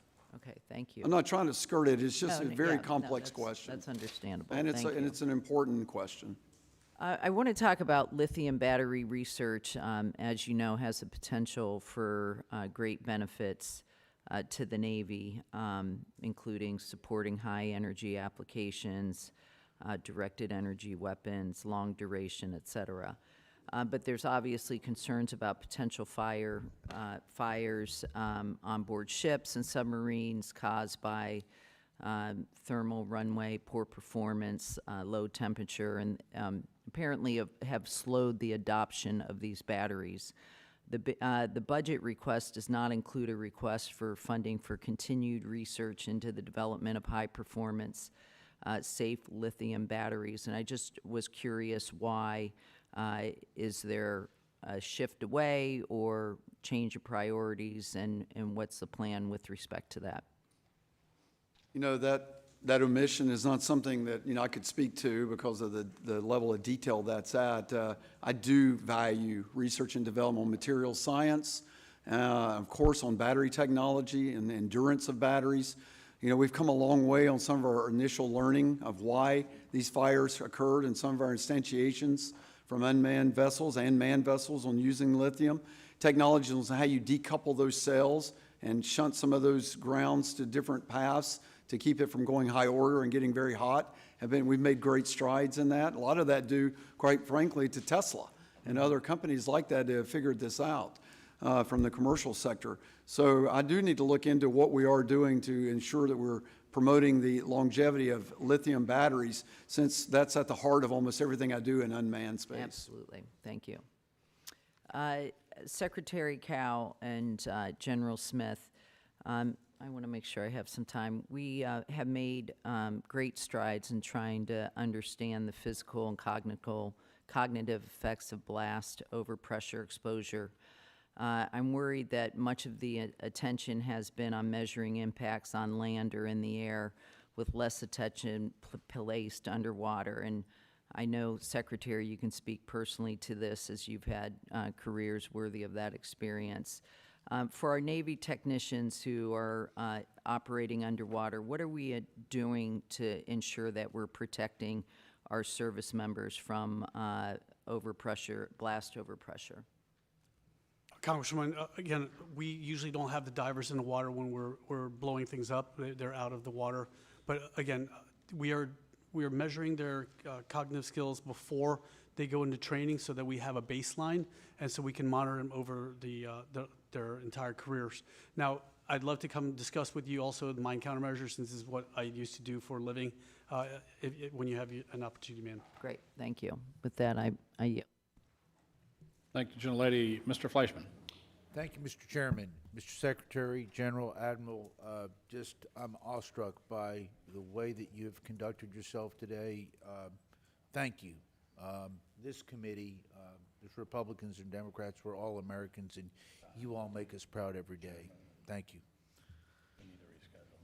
As most of you all may know, I chair the Energy and Water Subcommittee of this full committee, and that is responsible for our great nuclear Navy and all that it does. And it just hearkens me to see that we're actually going to be having, I guess, battleships that are going to have nuclear propulsion. Our carriers and our submarines have done that for years. It's just been truly incredible. So I'm going to talk a little bit about that and ask a question. Fuel logistics is a growing vulnerability, particularly for conventionally powered surface combatants operating far from established shore infrastructure. and this is magnified by an increasingly strained and vulnerable support fleet. I'm thrilled again that the Navy is returning to nuclear propulsion for large surface combatants. Nuclear propulsion has long provided the Navy with significant operational advantages, including endurance, speed, and sustained presence in contested environments. My question is, given our nuclear shipyard constraints, how is the Navy planning to quickly and efficiently incorporate nuclear propulsion into large surface combatant shipbuilding? From an operational and sustainment perspective, what benefits would nuclear-powered surface ships provide that fleet, particularly in the context in the Indo-Pacific? And I would also say it's been a privilege to work with Admiral Houston. I want to make sure I get that in. Well, first of all, we're going to use an existing design. We're going to use the Ford reactor, the A1B reactor, and the components that support that, from the vessel, the steam generator, pressurizer, loop components, reactor coolant pump components. So all of that technology that's going into the design of the battleship, the nuclear battleship, from the reactor plant perspective, is all pulled through technology from the Ford class. As are most of the combat system, radar system, missile system. So on the earlier question on what can you early procure and design, all that's pulled through. So what's new is the hull form, and how that's going to be tied to the propulsion system and, in the electrical system and distribution system. So there is some research that needs to be done on that. But the fact it's nuclear is going to give it the sustainment it needs, in particular in the Pacific. An ocean is 3 times the size of the Atlantic. I need those types of legs and endurance to serve as a capital ship. It comes with that firepower to be able to deliver that combat payload. You can see just trying to do the rearming in U.S. Central Command today is the limb fact of the Navy. Getting to a place where I can actually rearm is a challenge. So the more payload capacity a ship has, the less times I have to do that. Thank you. Anyone else like to? Well, sorry, I don't want to take away from the Admiral. He knows more about nuclear power than I do. But I'm telling you right now, if we can even just look at powering our shore infrastructure with nuclear power, imagine what that can do. Also, I mean, you guys are appropriators, and it's about energy. If we can export energy to the surrounding area, that could be eventually become a working capital fund to fix the infrastructure on a basis. And if you put an evaporator system, a 4-stage distiller, we can actually export water also to places like California so they don't have a drought. I mean, there's so many things with nuclear power that would help our country. It's clean, and again, we've been proving it in the United States Navy for 75 years. Thank you. Quick question on tactical nuclear weapons and deterrence in the Indo-Pacific. Can you help us understand how the Navy assesses the current outlook and its need for non-strategic nuclear capabilities in the Indo-Pacific and elsewhere, and what additional options can the Navy provide, such as tactical weapons on carriers, that would be most useful for reassuring allies during our adversaries and providing combatant commands useful options in the worst-case scenario? Well, Congressman, the one thing we have is the Slick Amend. Right now, we have 14 SSBNs, the ballistic missile submarines, but imagine if these Slick Amends can go on a fast attack. So that's 48 more submarines out there that are carrying tactical nuclear weapons. That would be a game changer. I mean, even if let's just say we don't load all of the tubes with Slick Amend, let them guess which one of our submarines have tactical nukes. But let me turn over to the CNO too. The Secretary's got it exactly right. This is another measure in our escalation management, okay? This is something that we see our peer adversaries doing. It adds complexity to the calculus. It gives us a non-strategic level nuclear weapon that I can field with uncertainty to actually be a strong deterrent, especially in the Indo-Pacific. Thank you. Excellent answers. I yield back. Thank you, gentlemen. Mr. Morelli. Thank you, Mr. Chairman, and thank you, Mr. Secretary, Admiral, Commandant, for being here, and thanks for your service. I hate to beat a dead horse, but I'm going to a little bit, and follow up to Mr. Case's question relative to mandatory versus discretionary spending. And, of course, the challenge is, and I don't want to repeat what I said earlier this morning, but when it comes to transparency and oversight of this committee, since we have responsibility for discretionary but not mandatory spending, it's a little hard to make a determination on what ought to go in to the discretionary pot versus mandatory. I just want to, just for clarity's sake, neither you, Admiral, nor you, General, were consulted about which part of your spending request was discretionary versus mandatory. Did I understand that correctly? I wouldn't say it wasn't consulted. I mean, we gave our numbers and our requirements, and then, there is some back and forth and deliberation and on how you do those types of divides. But at the end, I was not part of the decision-making process. Is that, and you have largely discretionary, is that correct, Commandant? That is correct, sir. So you're involved in I'm sorry, Secretary, did you want to add something to that, sir? No, Congressman, please go ahead. So I'm trying to understand, so OMB makes the decision in consultation with you, but then you're appearing in front of the Appropriations Committee, I assume you knew these questions would be asked. Do they then say, well, look, when it comes to answering this question, here's the rationale we, OMB, made so that it falls in this bucket versus that, and that's what you can tell appropriators? Is there a conversation like that?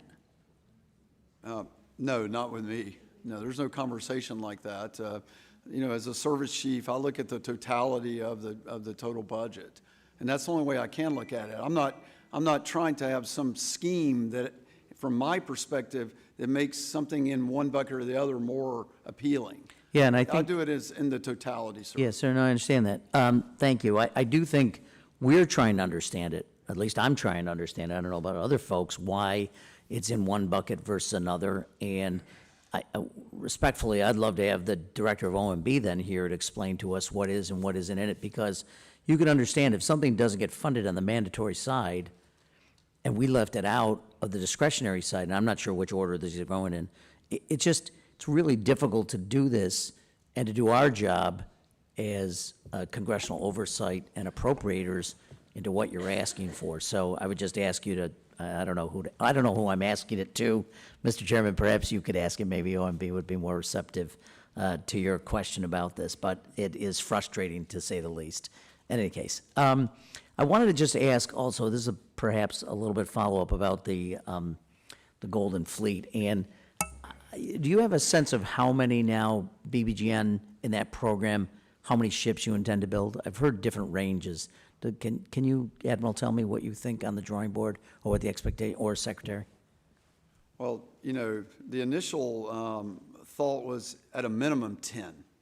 And, and I think there can be a number that would grow in, probably twice that it would be a goal. So is 10 necessary as a minimum to be able to carry out the responsibilities or the strategic mission of that ship? Well, I think it's, when you start constructing and starting a new ship class, you definitely want to understand the pace in which they can build, make sure you validate the assumption, the centers on which it's done, have enough that you can get an economic order of quantity savings as you try to deliver more. And then, there's a ratio for me to figure out what is the final presence numbers that I want worldwide. And then, if it takes 4 to make one whole, then, if I got 20 of those, then I can deliver 5 of those worldwide at any given time. And so those ratios have to be built. And so I wouldn't want to give you a final number on it, but you can, I'm trying to give you the way the thinking process goes on how to build out the class. Okay, so your expectation today, and I recognize this is a longer-term conversation, but somewhere between 10 and 20 Yes, of the sir. BBGN. That would be a guess. And can you describe to me how they fit into the future fleet alongside destroyers, carriers, submarines, and unmanned systems? Absolutely. They would serve as a new command ship of our Navy. And you would tie them together with surface action groups. They could actually also be integrated air missile defense ships. They can do every mission that a DDG can do, just with more capacity. You're talking a very high, endurance ship. And then from long-range fires, we don't have, enough capacities, in particular in the Indo-Pacific, to force flow that entire fleet of those, if I had to, into that theater where I could actually have enough capacity to support Admiral Paparo in his fight. So the mobility of the Navy could be used with this fleet as well to concentrate that force. And is this largely, in your mind, more appropriate for the Indo-Pacific, just given the size? Yes. So would these be largely deployed in the Indo-Pacific? Well, all of our high-end capability is what we're doing in the Navy is trying to be able to give the option to to be able to flow our highest end capability into the Indo-Pacific. And so the more I can lay down in the Indo-Pacific, the better. And we've always had a Navy that's been a 60-40 split for a long time.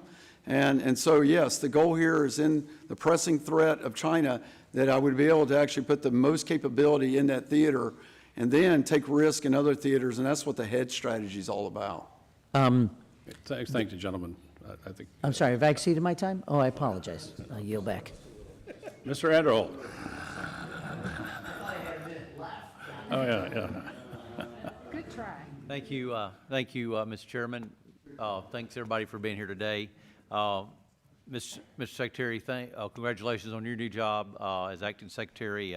Look forward to working with you.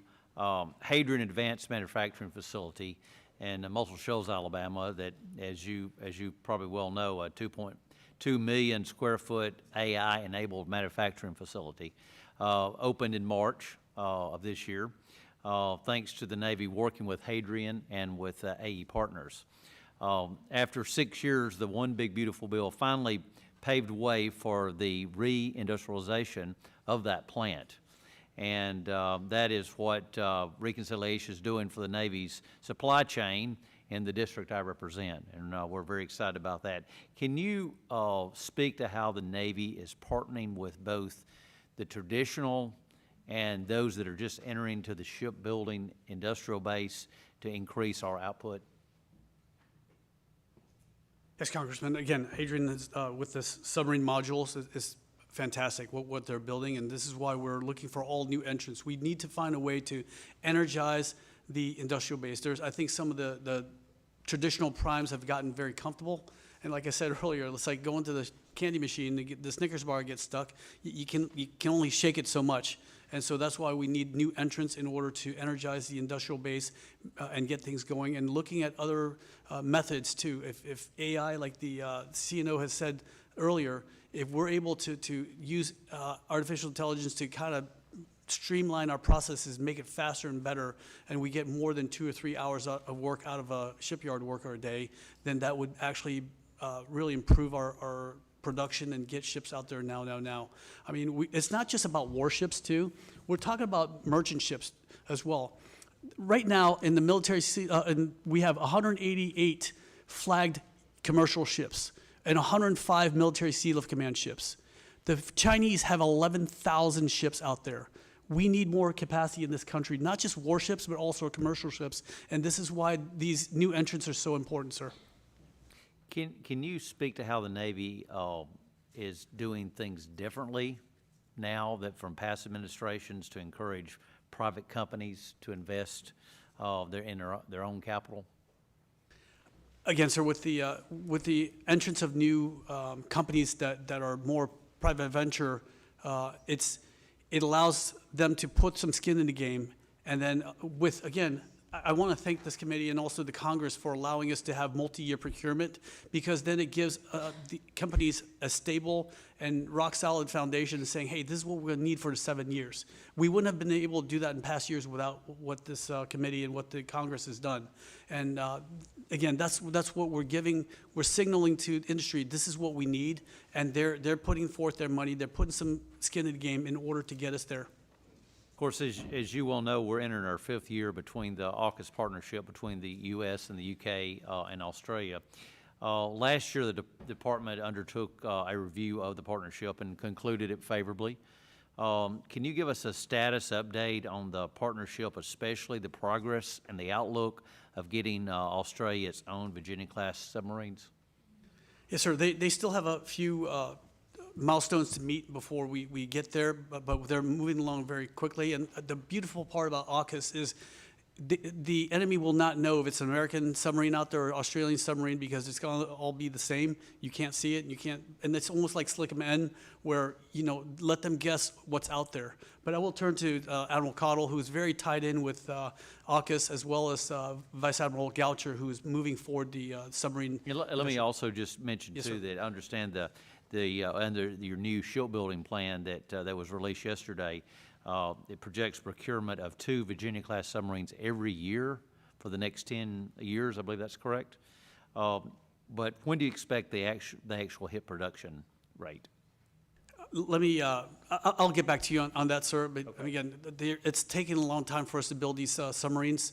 Again, that's why we need to push industry, and this is why, like I said, we're signaling to industry what we need out there, thanks to the Congress allowing us to do multi-year procurement, and as well as being able to say, hey, you know, we're not going to take no for an answer anymore. Let's move forward. But Admiral Caudle? I would say we're going to be up on step with that around 2032. Based on the things we've done in place and the things we have now, we should be at the 2 per year in the early 2030, real early 2030s. The next big milestone for AUKUS is the establishment of the submarine squadron there as part of the Submarine Rotational Force West initiative. They've completed 2 availabilities of our Virginia class successfully. Mark Hammond and I, well, first he just got selected to be the Chief of Defense Force there, their Chief of Navy, which is great news for AUKUS. So he's going to carry that forward, and we're all ahead flank on this. So I just got back from Perth. They're making their milestones. There's a couple things they're behind on I'm frustrated with that are part of the support system there, like some of the skiff work and that kind of thing. But all the production work there on the pier and all that, they're making their mark. And the integration of their sailors and officers and maintenance personnel at Pearl Harbor Naval Shipyard is fantastic. So this is working, and we want to support them, and it is going to turn out really great when we get it delivered. Thank you. Sir. Thank you. Go back. Thank you. Mr. Anhold brought up something that just jogged my memory on.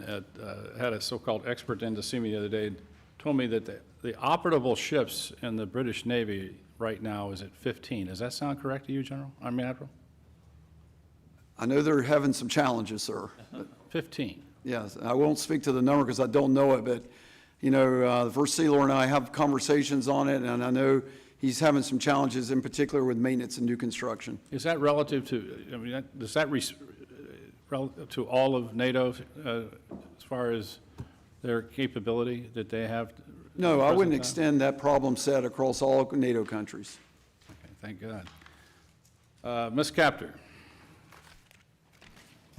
Thank you, Mr. Chairman, Assistant Secretary Cow, Admiral Caudle, and Commandant Smith. Thank you for your service to our country. Do not misinterpret any question I'm going to ask you now. First of all, I know you have to follow orders.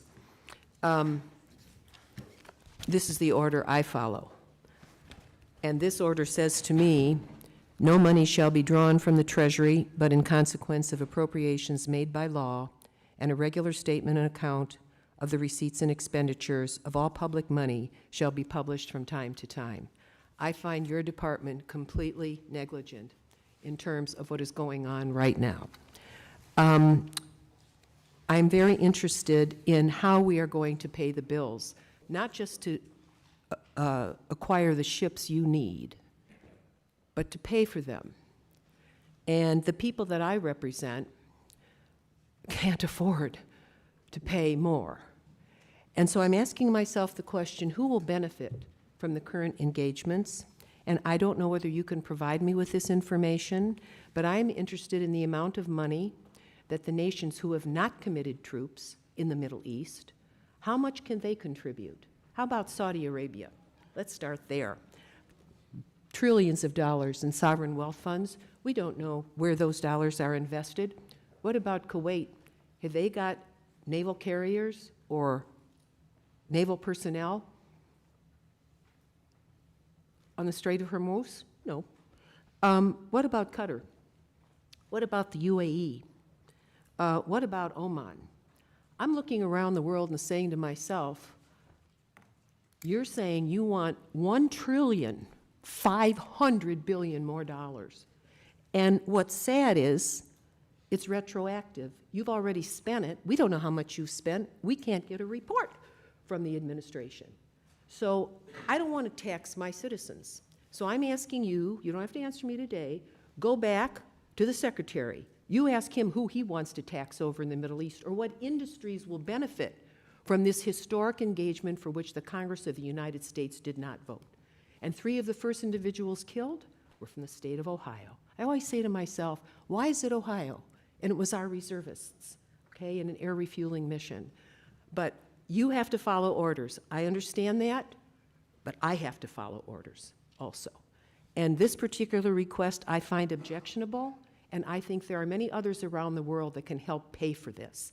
So that's my lecture. My question has to do with shipbuilding. I care very much about that. I'm from the Great Lakes region. I care about restoration of the Defense Industrial Base. We have something called the Great Lakes St. Lawrence Seaway. It's been neglected for about 50 years. And I'm interested what we can do to modernize the Welland Canal, and I'll help you, because that only has a 26.5-foot draft, and that's why, but with modular construction, we can do a whole lot in the Great Lakes region. And guess what else we do there? We make steel. We make composites. The machine tool industry was taken away from us by all these damn trade deals that different administrations got us involved in, and our people lost jobs. We want to help the Navy. We love the Marine Corps. We love the Army. We love the Navy. Our people enlist. And so I'm just saying to you, help us, give us I invite you out to our area. How does the Navy assess the utility of modular construction? Do you think that's possible across the Great Lakes region? Can we help somehow? First of all, thank you for your passion on that question, and thank you for your passion on allies and partners helping us with Epic Fury. I share that. Yes, this is an all-hands-on-deck approach. There is no reason I cannot do modular construction in Ohio. There is no reason we can't, if we so desire, improve the depth of water to actually transport barges or ships from that area. Not all that's engineering possible. And so as we widen the defense industrial base and certainly the maritime industrial base and actually get into additive manufacturing, get into things like modular construction, all of that can be done, and we need the help from all states to do that. Thank you so very much, Admiral. Thank you for your service to our country. And Congressman, I hope you'll be here this weekend when we commission the USS Cleveland, and it'll be amazing. It's Gosh, I didn't know it was happening, but we do have other commitments in Ohio. Maybe Congressman Joyce will represent Ohio. He's unable. He will, ma'am. We co-chair the Sorry, Great Lakes Task Force. Yes, ma'am. And again, like the Admiral said, I share your passion about the last person that wants to go to war are warriors like us who've seen death and destruction in this country. This is also the unseen wounds of war afterwards. Again, I've had a lot of traumatic brain injury and as well as PTSD, and I don't want that for our children. But sometimes there's a necessity out there. The Iranians have been at war with us for 47 years. We just didn't know it. They killed our Marines in 1983 in Beirut. In 1979, when the Shah of Iran was overthrown, the Marines took us into to the embassy. I was living overseas in Africa, and they stood watch over me, saying, nothing's going to hurt you, not tonight. And I want to be like them when I grew up, and that's why I joined the military. And all the EFPs and all the IEDs that killed and maimed our soldiers, sailors, airmen, Marines in Iraq, Afghanistan were built in Iran, ma'am. And that's why we had to put a stop to it now, because history is going to judge us for what we do at this moment. Because they were building out such a huge wall of drones and cruise missiles, we would never be able to penetrate that in a year.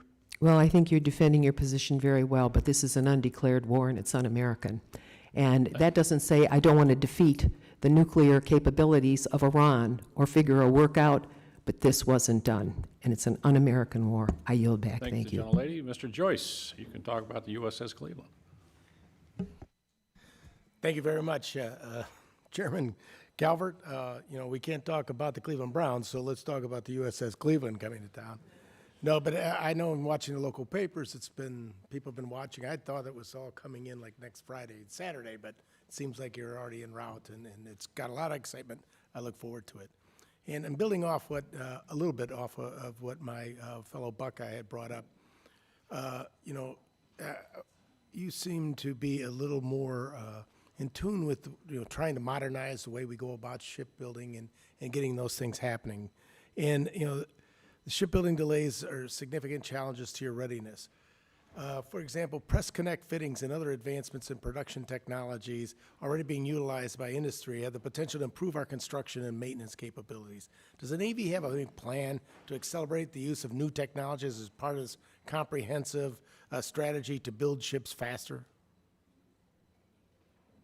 Yes, that's a key element. I mean, it's riddled through all the investments in the submarine industrial base investments. It's in the defense industrial base investments. It's in the work being done by the Deputy Secretary of War to incentivize, as the acting secretary said, to refacilitize and recapitalize, have skin in the game, if you will, from the actual manufacturers themselves.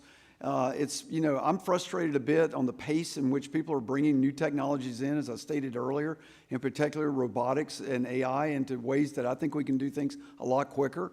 And so there needs to be a way to get after that. You'll see it in PSYOP. It's actually the O in the PSYOP is how we're actually bringing in new equipment.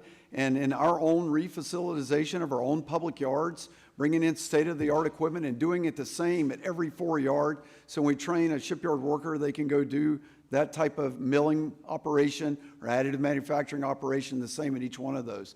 So it's a lot of that going on. The pace is, I think, a bit concerning that we're not moving faster on that, but it will take some time to see the results of that. And so I do, just want to be, very set expectation here. There is investment going on that, but it is a new way of doing business, and we need it to take traction. And I'm with you on that, sir. I've heard, from people who manufacture these systems, lighting systems, other things, that we can't get anybody at the Navy or any of the people who are doing this to talk to us or even look at these things. And you bring up a good point. I tell high school kids when you go, AI is not coming to fix your AC on a hot Sunday or the pipe that's broke in your house. It's going to take humans to do those things, and we need to make sure that we have the workforce along with the AI technology and the ability for plug-and-play type of equipment. Well, one of the things I could, sir, is like, one of the things that's very manually intensive is taking an actual design drawing and turning it into a production drawing. That's done manually today through like CAD and CAM software. But that's still a human being at a all of that can be done with artificial intelligence. And that's the type of thing I'm talking about leveraging. When it comes to production work and torquing a nut on the end of a pipe, yes, that's still going to be a human, sir. No question. And as long as the humans are in control of the actual firing of weapons, and we don't let AI have the ability to do that, I'm with you guys all the way. And I don't want you to feel out, Commandant, so I have one for you, too. Can you discuss how the Marine Corps is approaching the threat that we found in Ukraine now, and since it's changed basically the way we do war? The forces have relied on everything from sophisticated electronic warfare systems to shotguns as a last line of defense. What are we doing underway to push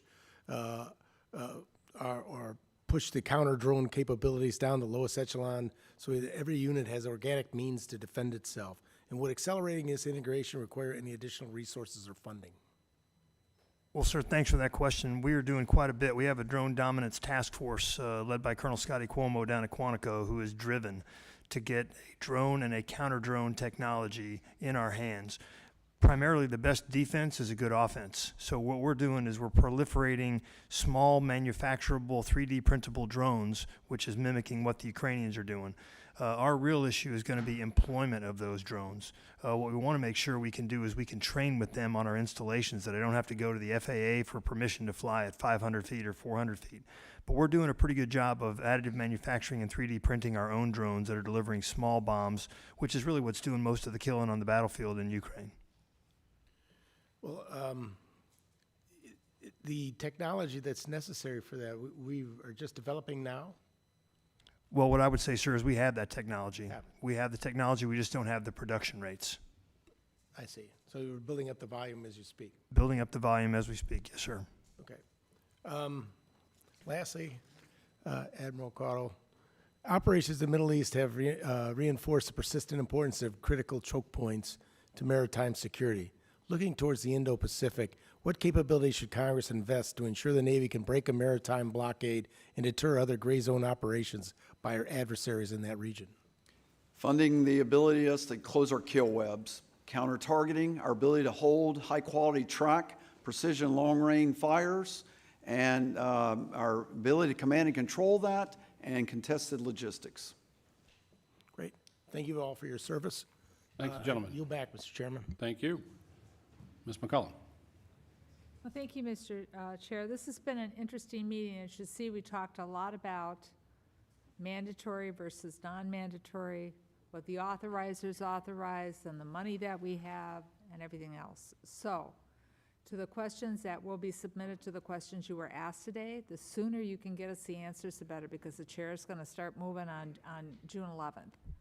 And we get our bills done on time, but we can get our bills done better on time with the more information that we have. So I thank the three of you for your testimony here today. And once again, please, for all those who serve with you and under you, we appreciate their sacrifice, and that includes the civilian workforce that works alongside of you too, who's not getting a raise. We've got to fix that. With that, Mr. Chair, I thank you, and I'll submit questions for the record. Thank you. And I just want to say, I agree with the gentlelady completely here. We're all together on this. We need this information quick. I don't want to sound like a broken record, but I'm just going to ask one last question, Admiral. On the current rate of operations, when do you expect to run out of money? Sir, I will have to start making decisions to change training, operations, certification events, those type of things we do to generate our force in the July timeframe and the current expenditure. So that has to come out of a supplemental. That's correct, sir. That's I not, need a that's not supplemental. going to come out of reconciliation. We need a reconciliation bill immediately, and we need it sent up here because we need to pay the men and women who service gallantly in the United States military, and they can't do it without money. So please, would you, if I need to call Russ this afternoon, I'll call him, but I don't know who's making this final decision to get this supplemental over here. But we need to get it over here. Both sides need to look at it. Obviously, the Senate needs to look at it. It's going to take some time. And at the same time, we're going to be doing the base bill for defense appropriations. But it seems to me, based on what you just told me, that we're going to need to do the supplemental first and get this funded as quickly as possible. But with that, I want to thank all of you for coming here today. Thank you for your testimony. Thank you for your service. And we are adjourned.